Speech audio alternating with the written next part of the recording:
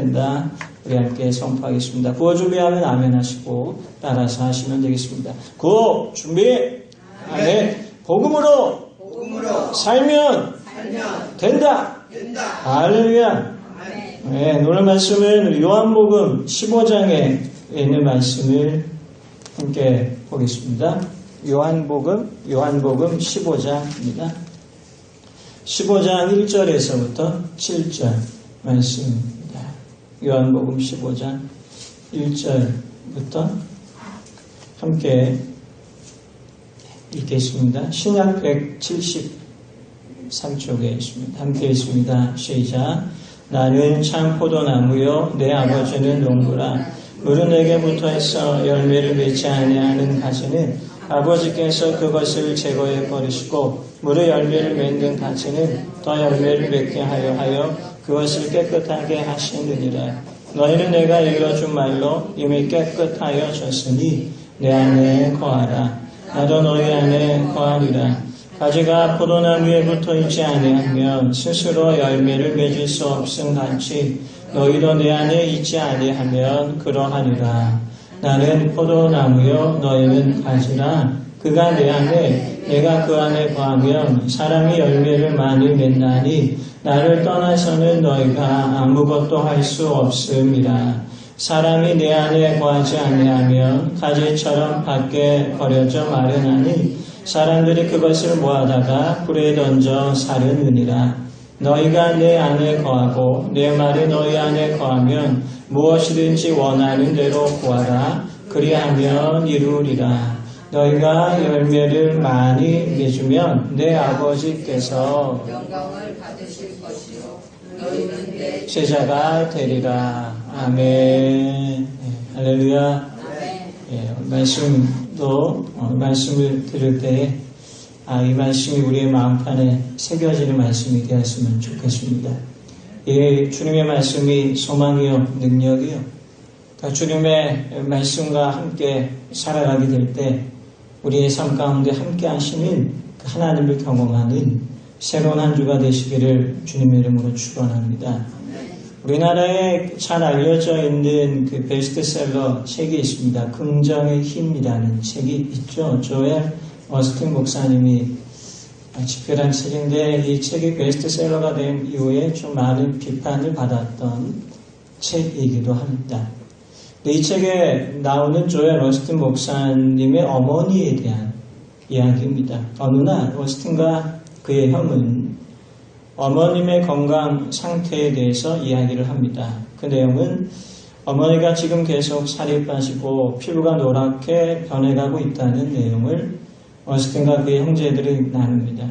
어머니의 몸이 극도로 쇠약해진 상태고 병원에서 어머니의 진단은 심각한 간암에 걸렸더라는 진단이 내려왔고 의사들은 조엘 어스틴 목사님의 어머니에게 사모님은 이제 앞으로 몇 주밖에 살 수가 없습니다. 이 진단을 받고 어머님이 돌아옵니다. 근데 조엘 어스틴 목사님의 어머니는 이 진단 다음에 의외의 행동을 하기 시작합니다. 어머니가 그때부터 성경을 열심히 뒤집니다. 마치 인터넷에 검색하는 것처럼 열심히 뒤지더니 성경에 있는 말씀 가운데에 치유에 관한 말씀을 한 30여 가지 이상이 찾아서 씁니다. 종이에 빼곡히 기록을 했어요. 그리고 날마다 조엘 어스틴 목사님이 어머니가 이 말씀을 선포하기 시작합니다. 큰 소리로 본인이 성경에서 찾은 30여 가지의 말씀을 선포하면서 크게 읽습니다. 어스틴의 어머니가 이렇게 외칩니다. 나는 결코 죽음을 맛보지 않을 것이다. 나는 하나님의 응답을 보게 될 것이다. 나는 예수님과 예수님의 권능 안에서 결코 병에 넘어지거나 지지 않을 것이다. 나는 누구보다 예수님으로 강하다. 나는 예수님의 은혜로 건강하게 될 것이다. 계속해서 선포합니다. 그러자 점차 병세가 호전되기 시작하고 식욕이 되찾아옵니다. 몸무게도 정상이 됩니다. 그리고 몇 달이 지나서 회복세가 더욱 빨라졌습니다. 몇 주밖에 살 수 없었던 그의 어머니가 20년 넘도록 지금도 건강하게 살고 계십니다. 조엘 얼스팅의 어머니는 어떻게 병이 나을 수 있었을까요? 그것은 자신이 시한부 종말암의 선고를 받고 나서 어머니는 자신의 병든 모습과 현재와 과거를 하나님의 말씀으로 새롭게 해석합니다. 이렇게 사람이 큰 어려움을 당하면 과거에 대해서 후회하고 현재에 대해서 힘들어하지만 이 어머니는 과거는 그냥 지나가는 과거나 아쉬운 과거로 생각하지 않고 예수님의 은혜로, 예수님의 필터로 그의 마음을 정수합니다. 그리고 예수님의 은혜와 예수님의 말씀으로 오늘을 새롭게 봅니다. 이게 되게 중요한 거예요. 믿음이라는 것이 무엇이냐 하면 어떠한 일이 닥쳤을 때 이것을 어떻게 반응하느냐가 되게 중요해요. 각 민족마다 어떠한 전자제품을 살 때 고객이, 소비자가 이 물건을 파는 사람에게 던지는 질문이 다 다르다라고 이야기합니다. 그 스마트폰을 구입하는 독일 사람들은 어떠한 질문을 하냐면 이 스마트폰이 갤럭시 지금 요즘에 9인가요? 8인가요? 학생 9이에요? 8이에요? 요즘에 나온 갤럭시가? 몰라요? 몰라요?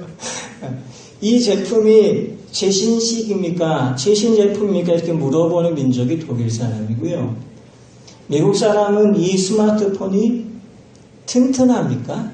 고장나지 않습니까? 이렇게 물어보고요. 한국 사람은 뭘 물어보는지 아세요? 이 스마트폰이 진짜입니까? 이걸 물어본대요.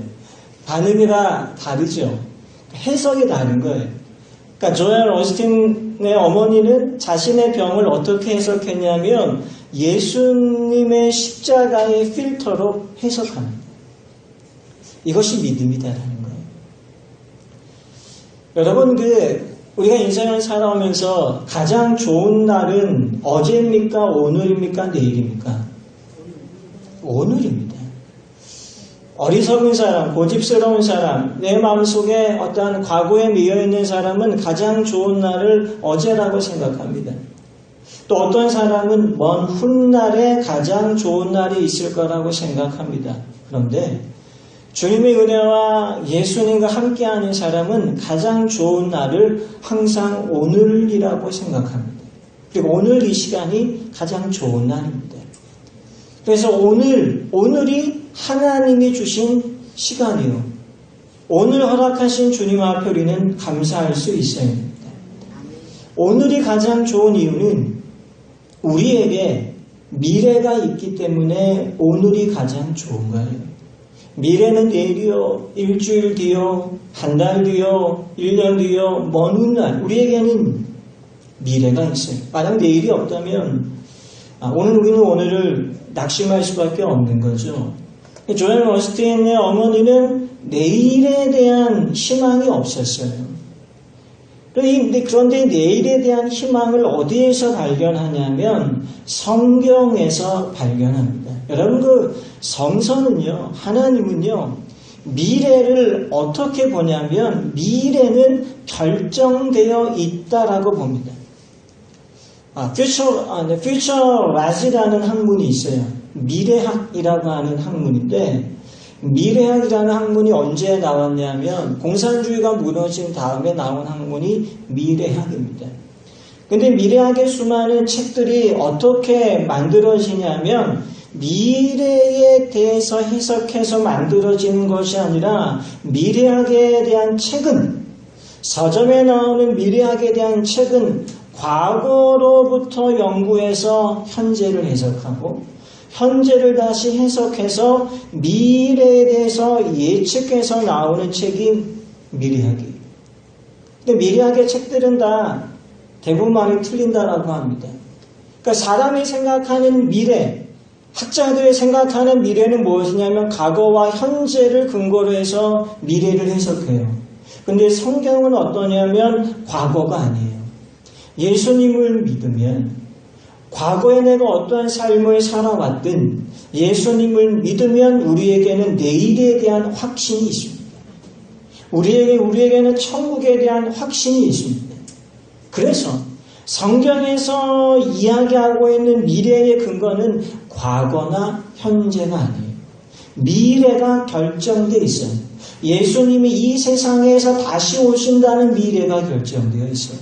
믿으시면 아멘하시기 바랍니다. 이 미래가 성경에서는 결정되어져 있는 미래예요. 결정되어져 있는 내일이 있기 때문에 오늘을 감사할 수 있는 거예요. 세상은 어때요? 오늘 내가 열심히 살아야지만, 오늘 내가 성취물을 만들어야지만 어때요? 내일을 보장할 수 있는 거예요. 이것이 세상이에요. 그래서 사람들은 오늘 현재 열심히 살아갑니다.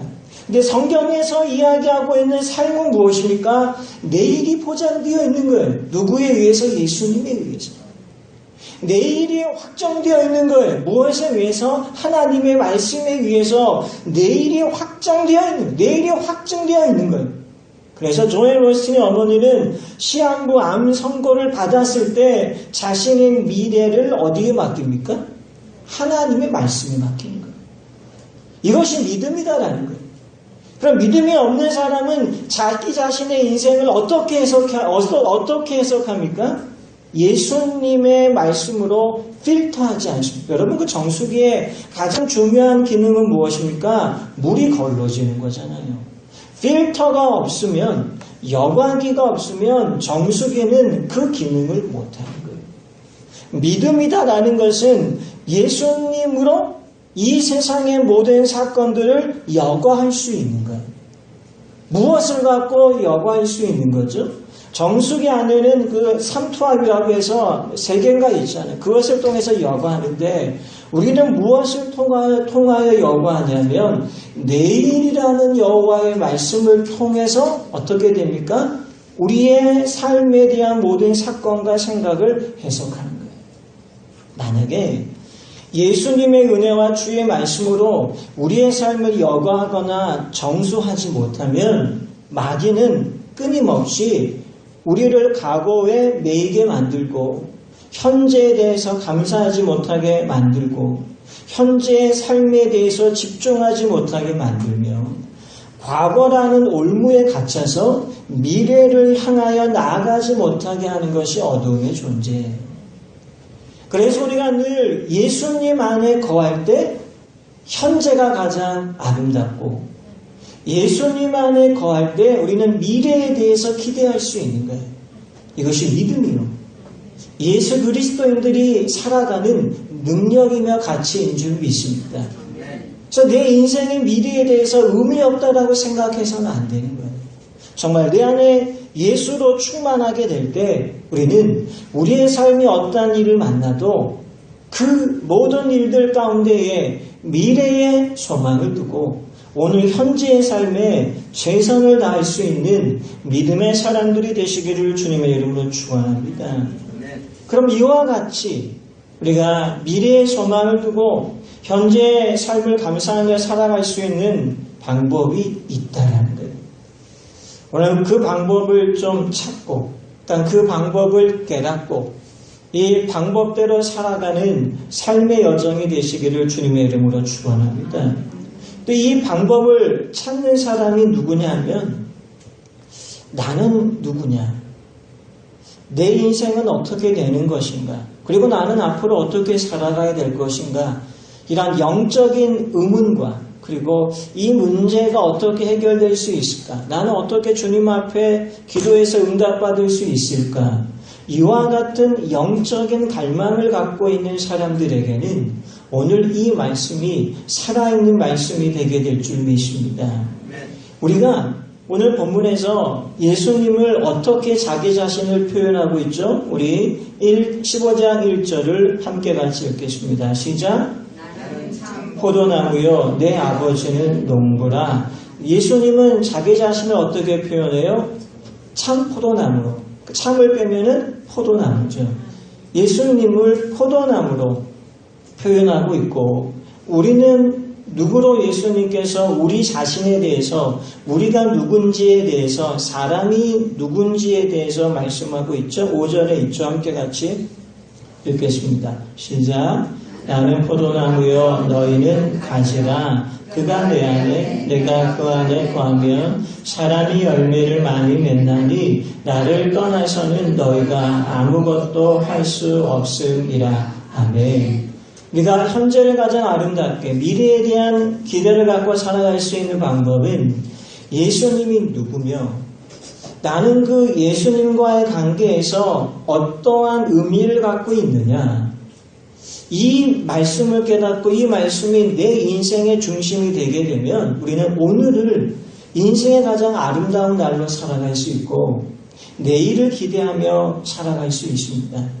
우리의 가정에 대해서, 우리의 자녀에 대해서, 우리의 교회에 대해서, 우리의 민족에 대한 내일이 불안한 것이 아니라 내일을 이끄시는 하나님의 능력과 주님의 말씀이 오늘 요한복음 15장을 통하여 우리에게 주어지고 우리에게 말씀하고 있음을 다시 한번 바라보면서 내가 이 말씀을 붙들면 오늘을 행복하게 살아갈 수 있고 내일에 대해서 불안해하지 않을 수 있다라는 이러한 새로운 마음가짐, 새로운 지혜, 새로운 진리를 깨달으시기를 주님의 이름으로 축원합니다. 예수님은 왜 자기 자신을 포도나무로 소개하고 있을까요? 요한복음은 예수님을 7가지로 소개하는데 그 중에 하나가 예수님 자기 자신을 포도나무로 소개해요. 왜 자기 자신을 포도나무로 소개하냐라는 거예요. 그 이유는 우리 때문이에요. 누구 때문이라고요? 따라서 합니다. 나 때문에. 나 때문에 예수님을 포도나무로 정의하고 있는 거예요. 그러면 왜 나 때문이냐면 우리는 가끔씩 이러한 질문을 갖잖아요. 나는 누구냐? 도대체 나는 지금 뭐하고 있지? 이러한 질문을 던지잖아요. 이 질문에 대한 답을 오늘 예수님이 딩동댕 이렇게 벨소리가 들리면서 우리에게 이제 말씀을 하고 있는데 우리가 누구냐 하면 우리는 포도나무에 붙어있는 가지다라는 거예요. 여기에 인생의 답이 있고 우리의 인생에 가야 될 미래에 대한 로드맵이 있습니다. 제가 그 이탈리아에 한 12박 이렇게 성지순례를 다녀온 적이 있는데요. 참 좋습니다. 이탈리아 아시스에 갔는데 아시스에 프란시스라고 하는 가톨릭은 성자라는 말을 붙이는데 프란시스라고 하는 성 프란시스라고 하는 사람이 아시스라는 도시에 살았습니다. 이 사람은 기도의 사람입니다. 한 번 기도하면 언제 끝날지 모른다고 합니다. 오랫동안 기도하는데 어느 날 기도 중에 방문객이 찾아왔습니다. 안내자가 이 방문객에게 프란시스가 기도 중이니까 기다리시면 끝납니다. 이 말을 듣고 이 방문객이 기다리고 있는데요. 저녁이 되어도 프란시스의 기도는 멈추지 않습니다. 그래서 안내자가 미안해서 안내자를 따라 방문객이 프란시스가 기도하고 있는 뒷자리에 조용히 앉습니다. 그리고 프란시스의 기도 내용이 들려오는데 이 기도가 너무나 의외로 간단한 거예요. 어떤 기도냐면 이런 기도입니다. 프란시스는 이렇게 기도합니다. 하나님은 누구십니까? 그리고 예수님은 저에게 있어서 누구입니까? 그리고 저는 세상에서 누구에게 속해 있습니까? 이 세 가지의 질문을 계속 반복해서 하는 기도를 듣습니다. 그리고 프란시스는 다시 이렇게 기도합니다. 네, 하나님은 나의 모든 것이십니다. 네, 맞습니다. 예수님은 나의 주인이십니다.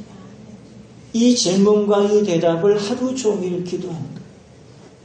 따라서 합니다. 예수님은 나의 주인이십니다. 아멘. 그러니까 예수님을 나의 주인으로 믿고 살면 우리의 삶에 어떤 결과가 오죠? 중요한 거는 이 부분이잖아요. 물론 예수님을 믿고 살면 우리에게 영원한 나라가 있는 거는 분명해요. 그런데 현재의 삶에서 예수님을 믿으면 그것이 내 삶에 어떠한 의미가 있고 어떠한 성취물을 주느냐라는 거죠. 그 부분에 대해서 예수님은 오늘 5절에서 어떻게 말씀하고 있어요? 예수님을 인생의 주인으로 믿고 사는 것을 예수님은 어떻게 표현하고 있냐면 5절에 보시면 나는 포도나무여 너희는 가지라. 그가 내 안에 내가 그 안에 거하면 사람이 열매를 많이 맺나니. 예수님을 인생의 구주로 믿고 살면 예수님께서 어떻게 말씀하셨냐면 그 사람은 열매를 많이 맺는다 하겠어요. 여러분 열매를 많이 맺는 사람이 되시기를 주님의 이름으로 축원합니다. 여러분 이 열매는 우리 교회들 보면 참 화초가 너무 좋잖아요. 제단도 이렇게 아름답게 장식되어 있고 또 제가 저 꽃은 제가 제 평생 처음 보는 꽃인 것 같아요. 참 예쁘고 또 이렇게 들어올 때 화단이 풍성해서 너무 좋고 저쪽 뒤에 보면 정말 지금 포도가 맺혀지고 있어요. 한번 보세요. 저쪽 뒤쪽에. 그리고 수국도 피어 있습니다. 수국이 제가 정말 올해 처음 봤어요. 제가 꽃에 대해서 분야한 사람인데 수국이라는 꽃을 올해 처음 봤는데 참 예쁜 것 같아요. 그런데 그 포도나무의 열매는 언제 맺어요? 시절을 따라 맺어요. 이 시절이 영어로 시즌이에요. 시즌. 여름의 시즌이 되면 바캉스가 있고 또 우리 학생들이 웃는데 뭐 그에 뭐 유행하는 옷이 있고 또 학생들 그 바르는 그 뭐죠? 틴트. 틴트도 이 시즌에 따라 다르다라는 거죠. 네. 축복도 어때요? 하나님 주시는 축복도 시즌에 있어요. 오늘 이 시대가 어떠한 시즌인지를 알아야 돼요. 그래서 복 있는 사람은 시편 1편에서 어떻게 이야기합니까? 시절을 따라, 시즌을 따라, 하나님이 주시는 축복의 흐름에 따라. 우리가 지난주가 시간에 대한 의미에 대한 말씀을 드렸잖아요. 하나님이 이끄시는 시간의 흐름의 열매를 맺게 하시는 거예요. 포도 열매는 반드시 추석 전후에 맺혀지잖아요. 포도나무의 열매를 겨울에 기대하는 사람이 없어요. 여러분 봄이 되어도요 한동안 저 포도나무는요 정말 앙상합니다. 우리 교회 포도나무 제가 보면서 저기에 가지가 나겠어?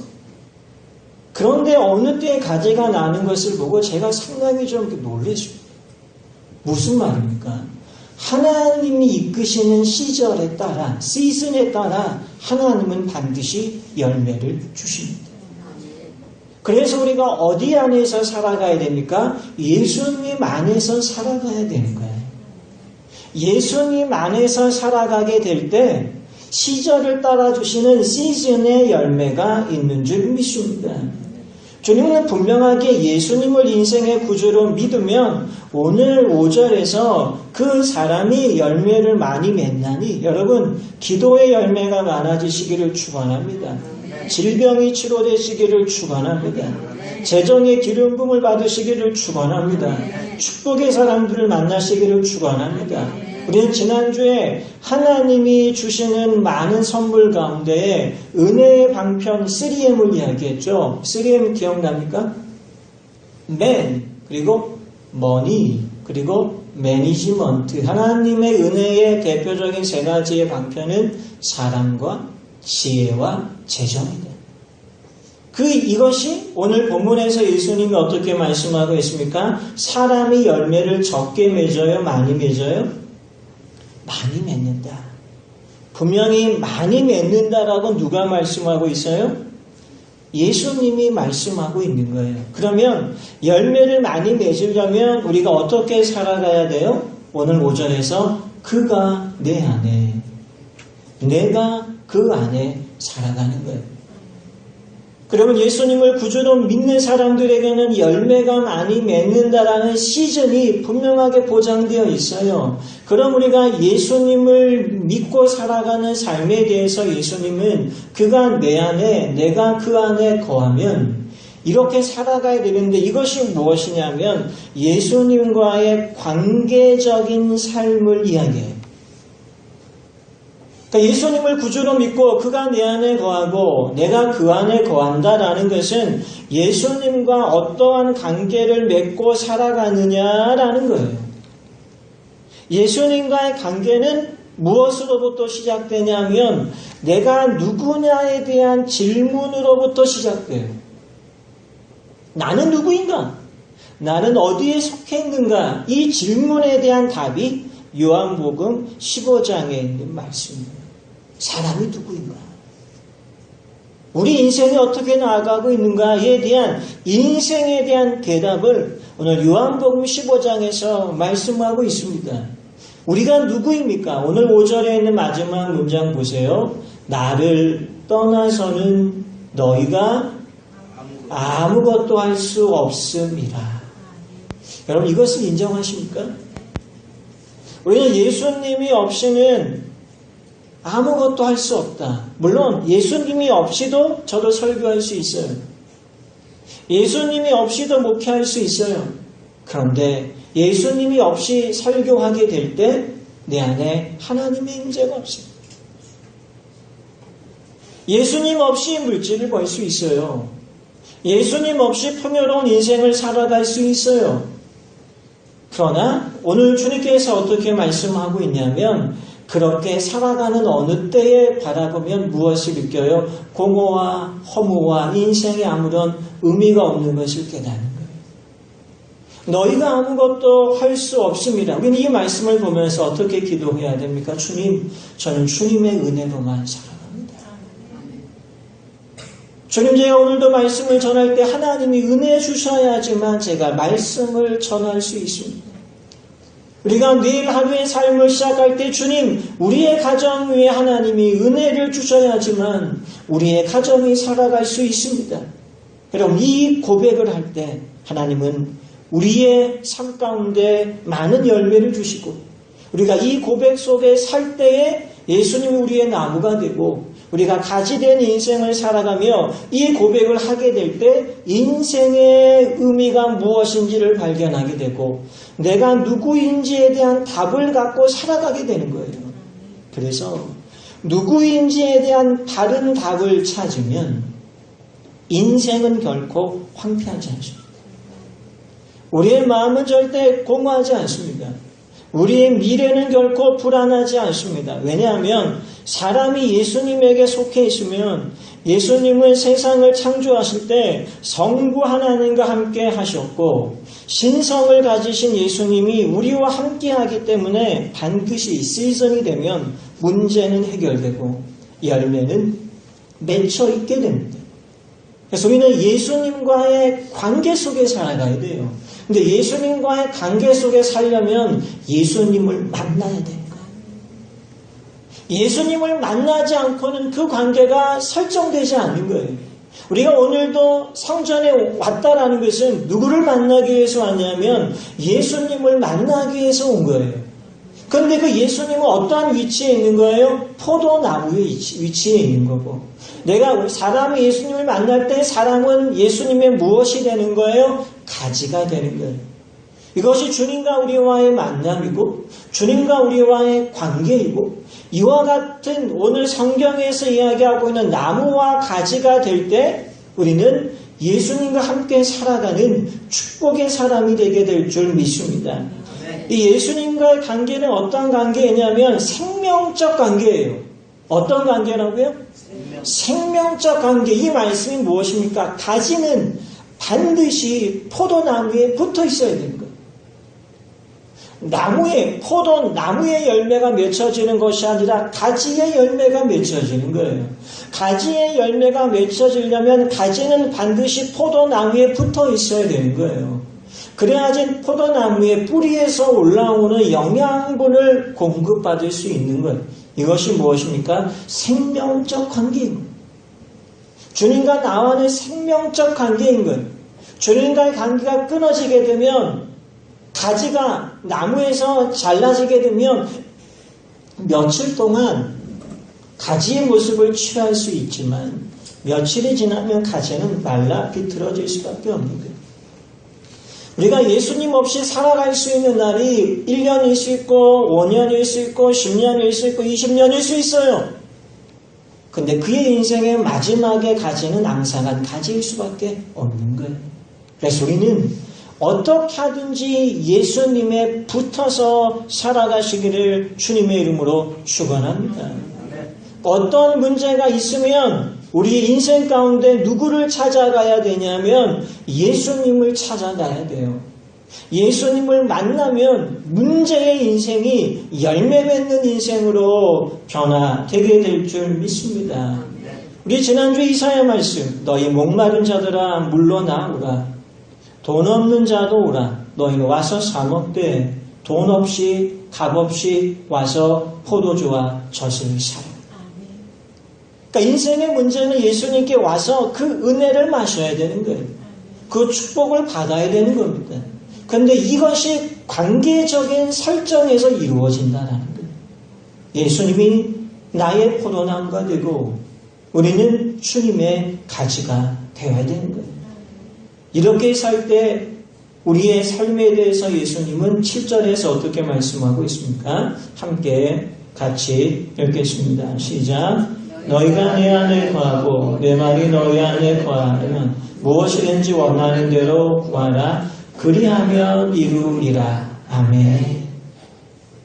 저는 이 7절 말씀을 갖고요 10년 이상 동안 끊임없이 추적하며 해석한 말씀이 7절이에요. 2003년부터 도대체 이 말씀이 뭐냐라는 거예요. 너희가 내 안에 거하고 내 말이 너희 안에 거하면 무엇이든지 원하는 대로 구하라. 그리하면 이루리라. 이 말씀 갖고 수없이 설교했어요.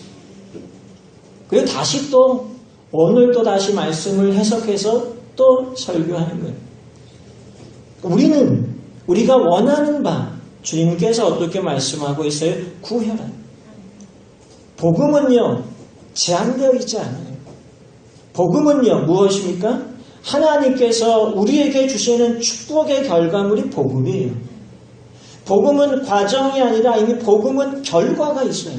어떤 결과가 있습니까? 십자가의 죽으심과 부활하심이라는 결과가 있기 때문에 예수님이 역사 가운데 오신 결과가 있기 때문에 그 결과 때문에 우리가 구할 수 있고 예수 그리스도 이름으로 구할 수 있기 때문에 우리가 우리의 삶 가운데 이루어지는 열매들을 맺게 된다는 거예요.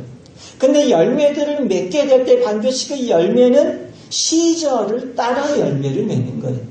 그러면 시절은 무엇을 이야기합니까? 하나님의 시간이에요. 봄, 여름, 가을, 겨울은 사람이 그 시간을, 그 계절을, 그 시즌을 인위적으로 만들어 갈 수 있는 것이 아니에요. 시즌, 시간, 시절은 무엇을 이야기합니까? 계절은 무엇을 이야기합니까? 하나님에 의해서 움직여지는 시간들이에요. 그러면 열매도 어떻게 맺혀져야 되는 거예요? 하나님의 시절을 따라가야 되는 거예요. 그 하나님의 시절이 무엇입니까? 예수님 안에서 그 말씀대로 살아가는 내 삶에 무엇이 있어야 돼요? 시절을 쫓는 하나님의 시절을 따라가고자 하는 열망과 의지가 있어야 되는 거예요. 오늘 설교를 이제 결론을 내려야 됩니다만 어떤 건축가가 집을 지어놓고 분양하는 일을 하는데요. 집을 지어놓고 잘 분양되지 않으면 아내한테 꼭 이렇게 부탁한다라고 합니다. 여보, 빨리 짐 싸가지고 교회로 가. 교회를 가서 차려해. 그럼 이 아내가 남편의 말을 듣고 성전에 와서 기도한대요. 하루 종일. 하나님, 남편이 지은 집 분양되게 해달라고. 그러면 신비로운 것은 그 집이 하나씩 분양된대요. 부인의 기도가 이렇다라고 합니다. 하나님, 우리 남편이 지은 집이 빨리 팔려야 하나님의 일을 할 수 있잖아. 참 지혜로운 아내 아니에요. 하나님, 이 집이 분양되어야지 교회를 섬길 수 있는데 하나님 어떻게 하시겠습니까? 참 지혜로운 아내죠. 그렇게 하루 종일 기도한대. 그럼 하나님이 안 들어주실래야 안 들어주실 수가 없죠. 왜? 하나님이 일을 하겠다는데. 이렇게 기도한대요. 여러분, 우리의 삶이 잘 될 때 하나님의 나라가 임하도록 섬기는 믿음이 있으시기를 축원합니다. 그러면 우리 안에 무엇이 있어야 되느냐? 이제 주님, 저도 하나님의 시즌, 하나님의 시간을 따라 살아가기를 원합니다. 그러면 하나님의 시간, 하나님의 시즌은 어디에 있어요? 첫째는 예배에 있는 거예요. 예배는 하나님이 만들어 놓은 시간들이에요. 수요 예배, 금요 예배, 새벽 예배, 주일 예배, 또 주일 오후 예배, 우리 학생들이 함께하는 이 예배. 이것은 사람이 만들어 놓은 시간이 아니라 하나님이 대한민국에 만들어 놓은 시즌이에요. 이 시즌의 자리에 올 때 우리는 누구를 만나게 되냐면 주님을 만나게 되는 거예요. 주님과의 만남은 어떠한 관계입니까? 생명적 관계인 거예요. 조엘 오스틴의 어머니가 그가 시험과 암 선고를 받았을 때 이 여인이 한 것은 무엇이냐면 성경의 말씀 가운데 치유의 말씀을 30가지 뽑아서 선포한 거예요. 우리가 주님의 말씀을 선포하는 순간에 어떤 일이 있냐면 주님의 말씀을 선포하는 그 순간에 성령이 폭발적으로 행하는 시간. 우리가 성전에 와서 그 시즌, 그 시간 안에 와서 여호와의 말씀을 들으면 이 말씀 가운데 무엇이 있냐면 하나님의 능력이 있는 거예요. 우리가 이 말씀을 받아서 세상에 나아가서 하나님의 시간 안에 이 말씀을 선포하게 되면 이 말씀이 폭발력이 있게 될 줄 믿습니다. 이와 같은 사건들이 복음서의 사건이에요. 맥마이너스라고 하는 목사님이 하나님의 순간을 붙잡아라 라는 책을 썼습니다. 하나님의 무엇을 붙잡으라고요? 순간을 붙잡아라. 이 책의 내용은 이렇습니다. 순간이 영어로 모멘트인데 이것이 그 원자라는 아톰이라고 하는 단어와 그 어원이 같대요. 아톰 원자와 모먼트 이 순간의 어원이 같은데 이 원자라는 것은 아무런 것도 아닌 원소인데 핵물리학자의 이 원자가 들어가서 핵물리학자가 이 원자를 분리하게 되면 아무것도 아닌 원자에 핵분열이 시키면서 엄청난 폭탄이 만들어져요. 무엇을 이야기합니까? 순간. 이 순간은 아무런 것도 아닌 시간이지만 이 1시간, 10분, 1분 이것은 아무런 것도 아닌 시간이지만 이 순간이라는 이 시간에 하나님에게 붙들리는 시간이면 엄청난 폭발력이 있다는 거예요. 여리고성에서 늘 구걸하던 한 바디메오라는 사람이 소문을 듣습니다.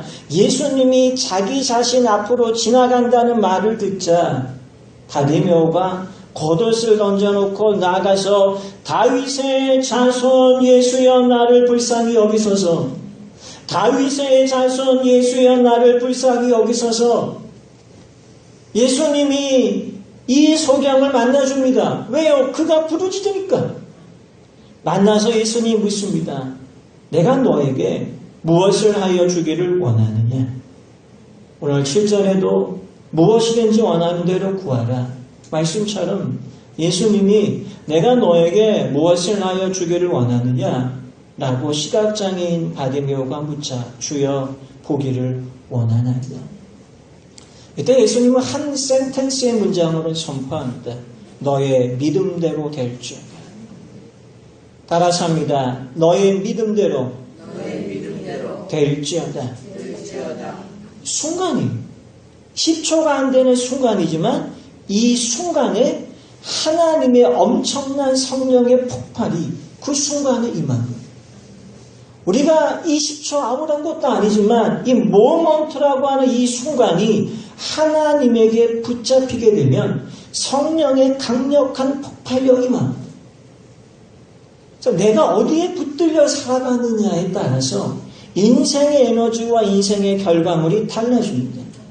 우리는 누구에게 붙들려야 되냐 하면 예수님에게 붙들려야 돼요. 또 예수님이 이끄시는 그 시즌, 그 시절을 쫓아서 나아가야 돼요. 그런데 이 시간이라는 것은 어때요? 내 안에 의지가 있어야 되는 거예요. 나무는 그 자리에 있지만 사람의 마음은 끊임없이 유동하고 움직이는 거예요. 그래서 우리의 마음이 얼마나 하나님의 시즌, 하나님의 시간을 바라보며 나아갈 수 있느냐. 하나님의 순간의 능력을 받기 위해서는 무엇이 있어야 돼요? 365일의 규칙적인 여정이 있어야 되는 거예요. 생일은 365일 가운데 하루인 거지 365일이 다 생일이 아닌 거예요. 다시 말씀드리면 생일의 의미가 있는 것은 365일이라는 날들이 있기 때문에 그런 거예요. 하나님의 응답이 있기 위해서는 하나님의 시간 안에 살아가야 되는 거예요. 예배의 시간 안에 살아가야 되는 거예요. 주님과의 관계 안에 살아가야 되는 거예요. 근데 사람은 늘 기회를 찾잖아요. 사람은 늘 순간을 찾아요. 근데 주님은 어떻게 말씀하고 있습니까? 나무로 예수님을 표현하고 있는 거예요. 나무는 어떻습니까? 1년에 한 번 열매를 맺는 거예요. 봄과 여름과 가을과 겨울 4시즌의 열매를 맺는 것이 아니라 열매 맺는 시절이 있는 거예요. 열매 맺는 시간이 있는 거예요. 그 시간을 위해서 그 나무가 땅에 뿌리를 내리는 것처럼 우리가 예수님의 인생에, 예수님의 삶에, 예수님이 살아왔던 인생을 바라보면서 우리의 마음의 뿌리를 예수님의 공생에 내리면서 예수님과 함께 살아가는 것이 신앙생활인 거예요. 그래서 오늘 이 시간이 주님의 말씀을 통해서 사람이 누구인지, 내가 어디에 속해 있는지, 우리의 인생이 어디를 향하고 있는지에 대한 분명한 믿음을 갖고 주님을 인생의 나무로 고백하며 살아가시기를, 또 우리가 주님의 가지가 되면서 살아가는 하나님의 사람들이 되시기를 주님의 이름으로 축원합니다. 기도하겠습니다. 하나님, 오늘도 주님의 은혜와 주님의 말씀이 우리의 마음속에 들려지게 하심을 감사합니다. 우리는 무엇 때문에 누구를 위하여 살아가고 있습니까? 인생에 대한 답을 예수님을 통하여 발견하게 하시고 예수님과 생명적 관계 안에서 살아가게 하여 주옵소서. 주님이 아니면 아무것도 할 수 없음을 고백하게 하시고 내가 주님 없이 할 수 있다는 이 마음을 내려놓게 하여 주옵소서. 그래서 예수님과 함께 살아가는 예수 그리스도의 사람들, 복음의 사람들이 되게 하여 주옵소서. 예수님의 이름으로 기도하옵나이다. 아멘. 우리 함께 우리 찬양, 우리 나의 안에 거하라 나는 내 하나님이니 함께 부르시고 우리 드린 예배를 위해서 기도하고 축도받으심으로 오늘 예배를 마치겠습니다.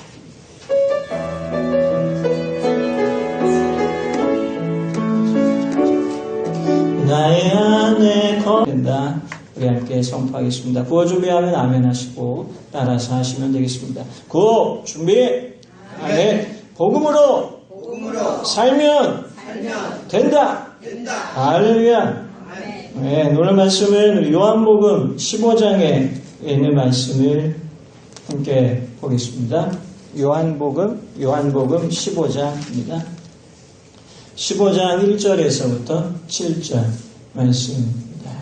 요한복음 15장 1절부터 함께 읽겠습니다. 신약 173쪽에 있습니다. 함께 읽습니다. 시작. 나는 참 포도나무요 내 아버지는 농부라. 물은 내게 붙어있어 열매를 맺지 아니하는 가지는 아버지께서 그것을 제거해 버리시고 물의 열매를 맺는 가지는 더 열매를 맺게 하여 그것을 깨끗하게 하시느니라. 너희는 내가 일러준 말로 이미 깨끗하여 졌으니 내 안에 거하라. 나도 너희 안에 거하리라. 가지가 포도나무에 붙어있지 아니하면 스스로 열매를 맺을 수 없음 같이 너희도 내 안에 있지 아니하면 그러하리라. 나는 포도나무요 너희는 가지라. 그가 내 안에 내가 그 안에 거하면 사람이 열매를 많이 맺나니 나를 떠나서는 너희가 아무것도 할 수 없음이라.